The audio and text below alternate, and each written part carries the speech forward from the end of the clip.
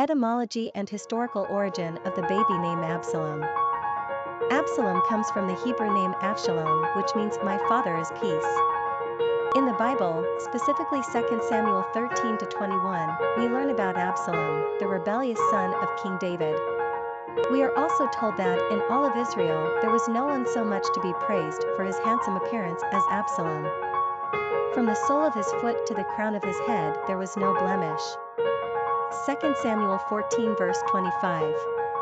Not only do we learn that Absalom was one cold stone fox of ancient Israel, but, like Samson in the book of Judges, he also has some pretty famous biblical hair. So abundant are these tresses that when he gave himself his annual haircut it weighed 200 shekels, about 5 pounds.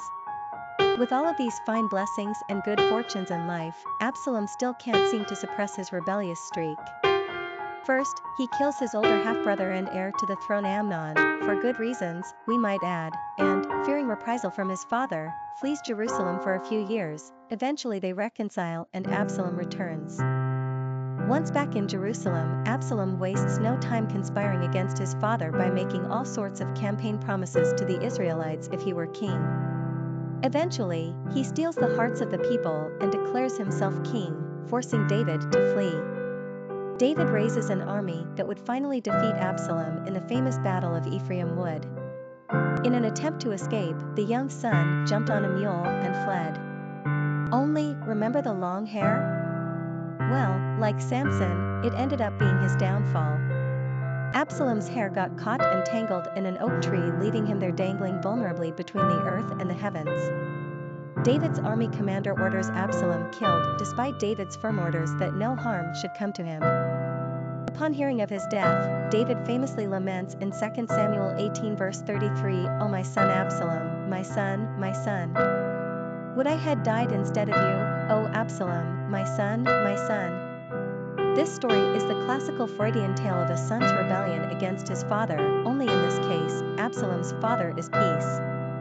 Interestingly, the name Absalom has never been particularly common in the English-speaking world. The Scandinavians, however, don't shy away from this biblical story. They embrace their form of the name, Axel. It is currently the 15th most popular name in Sweden. Personality of the boy name Absalom. The number 9 personality represents the completion or ending of the cycle, and a need for perfection. This is the personality that moves from self to a greater understanding and compassion for the human condition and the world order. They want to make the world a better place. 9s are capable of great spiritual and humanitarian achievements. They are courageous and fearless, able to fight great battles on behalf of worthy causes. These personalities will not tolerate injustice. They are compassionate people with a strong sensitivity to others. They are able to both educate and inspire. Friendships and relationships are the lifeblood to the 9, and they place a high value on love and affection. 9s are often exceptionally gifted artistically, and they have a keen imagination and enterprising mind. Popularity of the boy name Absalom. Although Absalom is a fairly familiar biblical name from the story mentioned above, as a male given name it has been rarely used. In fact, Absalom is so rare that the name has never managed to hit the US naming charts since the government first began tracking naming trends in the late 1800s. Absalom was likely in use during the time of colonization when the Puritans were known to adopt more exotic and lesser-known names from the Bible as given names for their children. Absalom Jones was a notable black abolitionist and the first African-American to be ordained a priest in the Episcopal Church, while Absalom Baird was a distinguished Union Army general in the Civil War. But as far as the 20th and 21st centuries go, Absalom is seriously off the American radar. It's just a little too exotic for the American palate today. Still, the biblical story is colorful, and what parent doesn't appreciate a little rebellious spirit in their sons? Of course, a boy like Absalom needs a father of peace to handle him correctly and set him on the right path. If anything, we see Absalom as a rather humble name. Quick facts on Absalom. Gender, boy. Origin, Hebrew. Number of syllables, 3. Ranking popularity, not applicable. Pronunciation, AB-sə-lahm. Simple meaning, my father is peace. Characteristics of Absalom: independent, philanthropy, perfection, intuitive, oneness, idealistic, multi-talented. Cultural references to the baby name Absalom.